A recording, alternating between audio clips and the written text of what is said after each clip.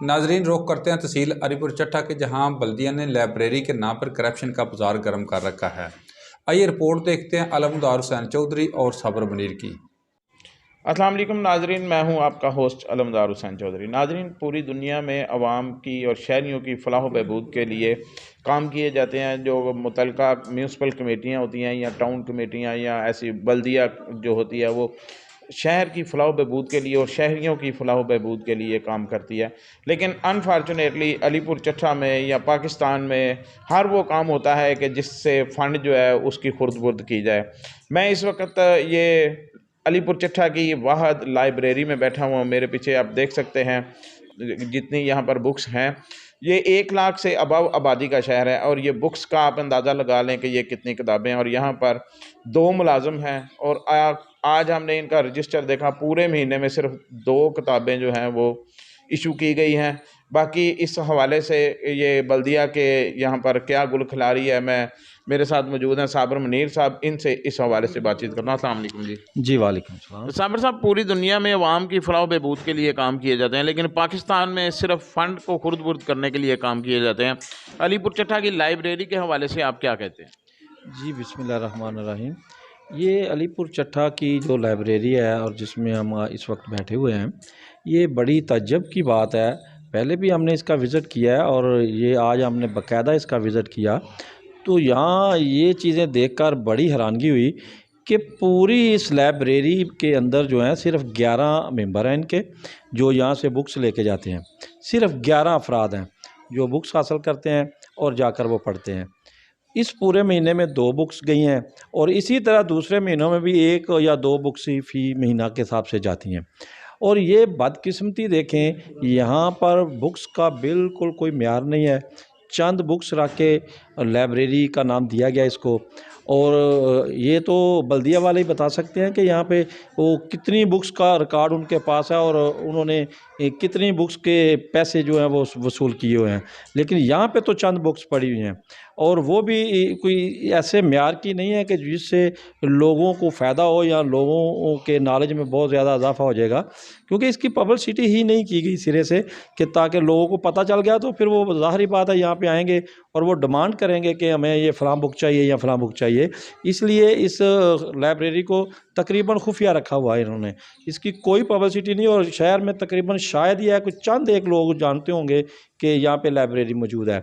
और यहाँ पे जो सबसे बड़ा अलमिया है, ये आप देखें कि यहाँ पर 2 मुलाज़मीन हैं जिनकी ड्यूटी है और उन्होंने वो यहाँ पे ड्यूटी पे तकरीबन नहीं आते, कभी-कभार वो यहाँ पे आते हैं।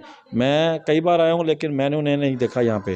तो आज भी रूटीन के मुताबिक वो आज भी यहाँ पे मौजूद नहीं हैं और उनके जो असिस्टेंट यहाँ पे रखे गए हैं, वो यहाँ पे मौजूद हैं। तो उनका भी कहना यही है कि जी राना साहब आते हैं तो चले जाते हैं, फिर मैं उनकी जगह पे ड्यूटी करता हूँ। तो ये 2 अफ़राद जो हैं यहाँ पे ड्यूटी कर रहे हैं और यकीनन ये इनकी तकरीबन 60 से 70 हज़ार रुपया सैलरी है 2 आदमियों की। तो अगर 70 हज़ार रुपया या 60 हज़ार रुपया पर मंथ इन लोगों की सैलरी है, ये जो एक इन्होंने असिस्टेंट रखा हुआ है, ये इसकी 25 हज़ार है और दूसरा जो इंचार्ज है, लाजमी बात है इंचार्ज की सैलरी ज़्यादा होगी। तो ये 60 से 70 हज़ार रुपया तो इनकी सैलरी बनती है। इसके अलावा यहाँ पे जो है ये लाइटें लगी हुई हैं, लाइटों का ख़र्चा है, यहाँ पे बिजली का बिल आता है, सफाई के मामलात हैं और लोगों की एंटरटेनमेंट का भी लाजमी यहाँ पे ये बिल डालते होंगे। ये तकरीबन 1 लाख से अबव का जो ख़र्चा है पर मंथ के हिसाब से, ये अलीपुर चट्टा की टाउन कमेटी जो है वो आवाम के खून पसीने की कमाई से जो टैक्स हासिल करती है, जो यहाँ से इन अलीपुर चट्टा की आवाम से ये पैसे वसूल किए जाते हैं, वो तकरीबन 1 लाख के करीब जो है ये आवाम को टीका लगता है और ये बिल्कुल फ़जूल, इसका कोई फ़ायदा नहीं है शहर को और ना पब्लिक को, क्योंकि यहाँ पे कोई ऐसी म्यारी बुक्स ही नहीं है कि जिनके हवाले से कुछ किया जाए। और ये आप देखें कि 2 मुलाज़मीन का यहाँ होना ये किस लिए है? अगर एक यहाँ पे पूरे महीने में 2 बुक्स जाती हैं तो 2 बंदे ड्यूटी दे रहे हैं, वो 2 बुक्स, एक आदमी ने 1 बुक दी है किसी को और 1 बुक वसूल कर लिया है, बस यही ड्यूटी है। और ये देखिए ये बिल्कुल फ़जूल किस्म का एक इन लोगों ने ये ट्रेंड बना के और आवाम के खून पसीने की कमाई से जो टैक्स वसूल किया है उसको ये ज़ाया कर रहे हैं।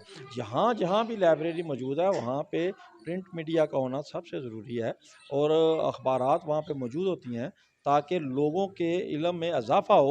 वो रोज़ाना की बुनियाद पर वहाँ आकर बैठकर पढ़ते हैं तो उन्हें पता चलता है कि हमारे मुल्क में ये और ये इस तरह के मामला चल रहे हैं और हमारी हुकूमत आवाम के लिए ये कर रही है या हमारे अफसरान जो है ये कर रहे हैं। तो यहाँ पे कोई अखबार नाम की चीज़ ही नहीं है। तो इसका मतलब है यहाँ पे अखबार इन्होंने लगवाया ज़रूर होगा, उसका बिल ज़रूर डाल रहे हैं ये। यहाँ पे स्टेशनरी का बिल होगा, पेंसिलों का बिल होगा और पेपरों का बिल होगा। यहाँ पे कई बिल पास किए जाते होंगे इस पे। लेकिन बदकिस्मती ये है कि यहाँ पे कोई चीज़ भी अवेलेबल नहीं है और ये बिल्कुल अलीपुर चट्टा की अवाम से जुल्म है, अलीपुर चट्टा की अवाम से ज़्यादती है। अगर यहीं 1 लाख से जो अबव यहाँ पे खर्च किया जाता है, ये पैसा अवाम की फलाह व बहबूद के लिए किसी और मंसूबे पे लगाया जाता तो यकीनन अवाम को फ़ायदा होता। सिर्फ़ ये एक कमरे को सजाकर यहाँ अपने बैठने के लिए इन्होंने ये जो जगह बनाई हुई है, ये सिर्फ़ यहाँ पे बल्दिया के मुलाज़मीन ही आकर बैठते हैं और वहीं आके यहाँ पे बैठकर चाय पीते हैं। और कई अफ़राद को मैं जानता हूँ कि जो अक्सर यहाँ पे देखे जाते हैं और यहाँ पे बैठ के वो एंटरटेनमेंट कर रहे होते हैं और जो सारा उनका अपना एक सिलसिला है, वो अपने दोस्त अहबाब को भी यहीं पे बुलाते हैं और उनके साथ जो मीटिंगें होती हैं उनकी या लेन-देन के मामलात तय होते हैं, यहीं पे बैठ के होते हैं। तो ये तो इन लोगों ने एक ऐसी जगह बनाई हुई है कि जहाँ पे करप्शन को परवान चढ़ाया जाता है। तो ये यकीनन ये हमारे मुल्क का खसारा है, हमारी कौम का नुकसान है, ये हमारी अवाम का नुकसान है। और मैं यहाँ पे ये बात भी काबिल ज़िक्र समझता हूँ कि सेम इसी कमरे के साथ मुल्हिका एक दूसरा कमरा है, वो भी बेसिकली लाइब्रेरी का हिस्सा है। लेकिन वहाँ पे नायब तहसीलदार साहब जो हैं वो आकर बैठते हैं और वहाँ वो अपना काम धंधा करते हैं। तो ये लाइब्रेरी है या किसी और ऑफिसर का दफ्तर है, इस बात की भी समझ नहीं है हमें कि एक ही लाइब्रेरी के अंदर ये एक नया दफ्तर भी इन्होंने बनाया हुआ है। तो ये भी ज़्यादती है, ये मजाक किया जा रहा है। यहाँ पे अखबारात का होना ज़रूरी है और यहाँ पे बुक्स का होना ज़रूरी है।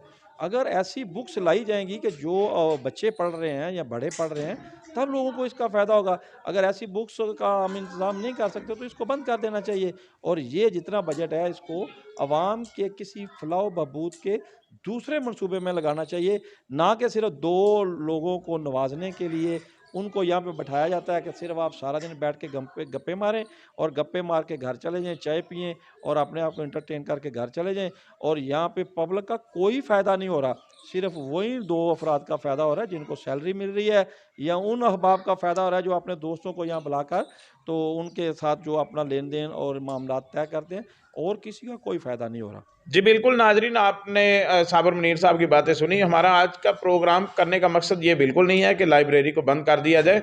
हमारा मकसद सिर्फ ये है कि इसको ऐसा तरीके से चलाया जाए और इसमें करप्शन जो है वो बंद हो, इसमें नई बुक्स लाई जाएँ जो आजकल के जो मौजू के हिसाब से जो आजकल चल रहे हैं उसके हिसाब से किताबें हों, यहाँ पर अखबारात हों। और स्पेशली जो बात है कि यहाँ पर जो ये नायब तहसीलदार का दफ्तर है वो बंद किया जाए ताकि यहाँ पर डिस्टर्बेंस पैदा होती है और यहाँ पर लोग आएँ और पढ़ें और अखबारात का डेली के हिसाब से यहाँ पर जो है वो मुतालिया करें ताकि अवाम में कुछ शऊर बढ़ सके। इसके साथ ही इजाज़त दीजिए। अल्लाह हाफिज़। आप तक इतना ही, एक ब्रेक के बाद दोबारा हाज़िर होते हैं।